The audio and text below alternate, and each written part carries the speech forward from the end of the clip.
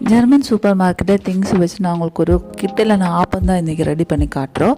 நம்ம ஊரில் பச்சரிசி இருக்குல்ல, அதே மாதிரி இங்கே ஊரில் வந்து மில்ச் ரைஸ்ன்னு சொல்லுவாங்க. அது ஒரு 500 கிராம்ஸ் வந்து ஒரு ½ அன் ஹவராக 2 ஹவர்ஸ் வந்து ஊற வச்சுக்கோங்க.